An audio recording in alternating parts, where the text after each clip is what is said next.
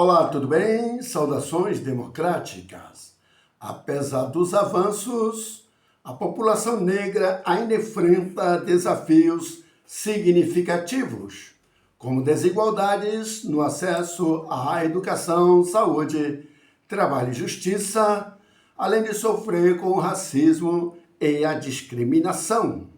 É importante ressaltar que o resgate e os caminhos da população negra é um processo contínuo que exige o engajamento de toda a sociedade para a construção de um futuro mais justo e igualitário para todos. O que atrapalha esses movimentos e a luta é que há um exagero que impõe o vitimismo como forçação de barra. E, com isso, é que a população negra acaba muito prejudicada porque recebe, em contrapartida, um altíssimo grau de discriminação. 3 Dedos de Prosas, nosso programa de todos os dias, a qualquer hora, em qualquer lugar. Basta acessar nosso canal no YouTube, disponível sempre a partir de 12h e 13h. Se inscreva, faça o triplo C, curta, comente e compartilhe. Vamos à primeira das 3 prosas de hoje. A deputada estadual Ludmila Ficina, do PV, apresentou o projeto de lei que obriga as empresas de transporte urbano a realizar paradas fora dos pontos tradicionais, como terminais rodoviárias e pontos fixos, para embarque e desembarque de pessoas com deficiência física, mobilidade reduzida ou idosos. A proposta foi apresentada quinta-feira 17 e engloba todas as empresas de transporte metropolitano e também intermunicipal em toda a Bahia. A proposta garante que essas pessoas possam solicitar paradas em locais fora dos pontos convencionais, desde que haja segurança e que o local esteja dentro do trajeto regular da linha. O texto também determina que os motoristas priorizem as condições de acessibilidade e segurança nos locais indicados. Além disso, as empresas de transporte deverão fixar informações sobre esse direito dentro dos veículos, de forma clara e visível.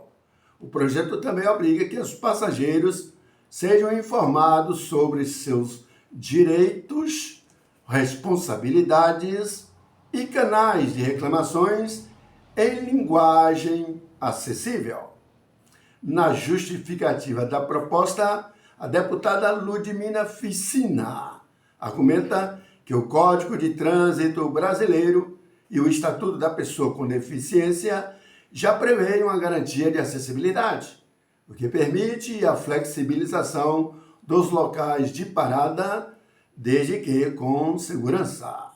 A medida busca garantir mais dignidade e autonomia aos passageiros que enfrentam dificuldades de mobilidade e que muitas vezes têm dificuldade imensa para acessar os pontos de ônibus tradicionais. O objetivo do projeto de lei é proporcionar aos passageiros com deficiência física, mobilidade reduzida ou idosa, mais mobilidade e segurança, portanto, de suma importância para essas categorias de pessoas. Vamos à prosa de número 2. Eu tenho que confessar, acho um exagero que parece beirar uma tendência para o vitimismo e usar isso para fortalecer a política do nós contra eles. Só pode. Não vejo outra coisa que não seja isso, conforme pesquisas realizadas dentro dos censos anuais. Vejamos, apesar de representarem a maioria da população brasileira, 55,5%, conforme o censo 2022, os negros seguem sendo minorias na pós-graduação estricto sensu, tanto no mestrado quanto no doutorado, e nas demais categorias sociais, étnicas e raciais. Um levantamento realizado pelo Centro de Gestão e Estudos Estratégicos, o CGEE, revela que entre 1996 e 2021, os brancos foram responsáveis por 49,5% dos títulos de mestrado e 57,8% dos títulos de doutorado no país. Os dados apresentados terça-feira, 15 de julho, durante a 77ª reunião anual da Sociedade Brasileira para o Progresso da Ciência, realizado em Recife, Pernambuco, escancaram o abismo racial na ciência brasileira. De acordo com a pesquisa, os pretos representam apenas 4,1% dos mestres e 3,4% dos doutores no período analisado, enquanto os pardos somam 16,7% e 14,9%, respectivamente. Os indígenas têm uma participação menor, com 0,23% dos mestres e 0,3% dos doutores titulados entre 1996 e 2021. A desigualdade também expressa quando os dados são aplicados proporcionalmente para a população. Em 2021, havia 38,9% de mestres brancos por 100 mil habitantes, enquanto o número caía para 21,4% entre pretos e 16,1% entre pardos e 16% entre indígenas. No doutorado, a discrepância se amplia. 14,5% brancos por 100 mil habitantes contra cerca de 5% para as demais categorias raciais. Além das barreiras no acesso para a pós-graduação, as desigualdades persistem mesmo após a titulação. O estudo revela que os profissionais brancos continuam concentrando a maior parte dos vínculos empregatícios formais e também recebem empregos com salários mais altos. Em 2021, mestres pretos ganharam em média 13,6% menos do que seus colegas brancos. Entre os doutores, a diferença salarial foi de 6,4%. Quando se analisa os salários, observa-se uma desvantagem significativa, com mudança inferior à população branca, tomada como preferência por apresentar as maiores remunerações entre mestres e doutores. Vinculado ao Ministério da Ciência, Tecnologia e Inovação, o CGEE é uma associação civil sem fins lucrativos, com sede em Brasília, que realiza estudos estratégicos sobre ciência, tecnologia e inovação no Brasil. É verdade que as pessoas negras foram muito exploradas no passado, mas o resgate histórico delas acaba se desgastando em credibilidade exatamente porque existe no fundo, apelação vitimista. Vamos agora à prosa de número 3, a última do dia. Um atraso de longos e longos anos parece que vai chegar ao fim. Finalmente, a principal via de acesso da Amazônia terá toda a sua extensão de floresta adentro, pavimentada com piso de asfalto. Os ministérios dos Transportes e do Meio Ambiente e Mudança do Clima do governo Lula chegaram a um acordo inédito para elaborar um plano socioambiental que viabilize a pavimentação da BR-319. A rodovia que liga Porto Velho e Manaus é um dos projetos mais controversos de infraestrutura do país quando o assunto é licenciamento ambiental. O conjunto de medidas, batizado de Plano BR-319, foi selado por Marina Silva do Ambiente e Renan Filho dos Transportes. O plano cria um cronograma de ações de proteção ambiental e de desenvolvimento para os moradores do entorno. O objetivo é viabilizar o licenciamento do asfaltamento com a promessa de não repetir o padrão histórico de destruição ambiental que se vê na construção de rodovias na região amazônica, como, por exemplo, a BR-163, que liga Cuiabá do Mato Grosso a Santarém do Pará. O plano BR-319 prevê a contratação de uma AAE, ou seja, Avaliação Ambiental Estratégica, documento que elenca as preocupações socioambientais para a formulação de políticas públicas na região, além de prever o controle do desmatamento. O estudo deve conter medidas para fortalecer comunidades locais e resolver os problemas de titularidade de terras que se espalham ao longo do trecho da rodovia. Para isso, será contratada uma consultoria independente e especializada na região.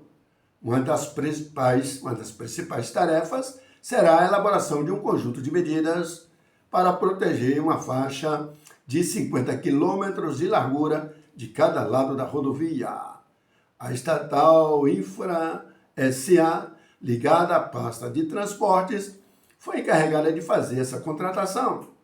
Há previsão de ações concretas de monitoramento e controle ambiental, combate ao desmatamento e fiscalização constante dentro dessa faixa, considerada como zona crítica de impacto. Medidas de regularização de ocupações e destinação de glebas públicas, além de proteção de terras indígenas e unidades de conservação, também devem ser contempladas no plano. Do lado econômico, será montado um programa de atividades produtivas com incentivo para as cadeias produtivas locais e práticas agroflorestais. O cronograma de medidas também contempla estudo para desenvolver um modelo de parceria de gestão territorial que envolva o setor público e também privado. A BR-319 tem 882 quilômetros de extensão e hoje é a única rota rodoviária de saída possível para quem vive em Manaus. Se não for por esta estrada, o caminho são os barcos ou aviões.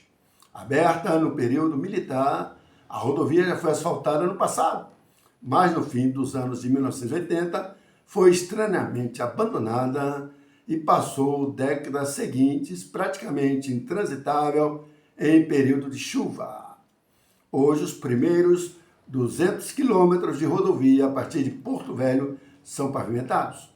No seu outro extremo, a partir de Manaus, 250 quilômetros de estrada também tem asfalto. Nos últimos anos, houve várias tentativas de asfaltá-la novamente, principalmente exatamente no chamado trecho do meio, parte central da estrada de aproximadamente 400 quilômetros, mas não houve avanço. O entrave se deu pelo forte impacto ambiental associado a essas iniciativas e à incapacidade de fiscalização dos órgãos de controle. O IBAMA concedeu licença prévia ao DENIT, Departamento Nacional de Infraestrutura de Transportes, em 2022, lá naquela época, para o asfaltamento do trecho central, mas suas condicionantes ambientais, segundo as duas pastas, seguiram sem cumprimento pleno, além de aviações civis públicas em tramitação que pedem a sua suspensão. É verdade. A BR-319 atravessa um dos maiores mosaicos socioambientais do país, o que inclui terras indígenas, 19% de toda a área, 19%, unidades de conservação, 32,8%, assentamentos, glebas públicas sem destinação e áreas privadas com pouca ou nenhuma regularização fundiária. Resumindo, ao longo de anos e décadas, esta estrada principal da região amazônica foi prejudicada por falsos defensores do meio ambiente, idiotas ideológicos ativistas que usam as ONGs internacionais e exploram criminosamente a maior floresta tropical do planeta e que concentra muitos e diferentes mundos.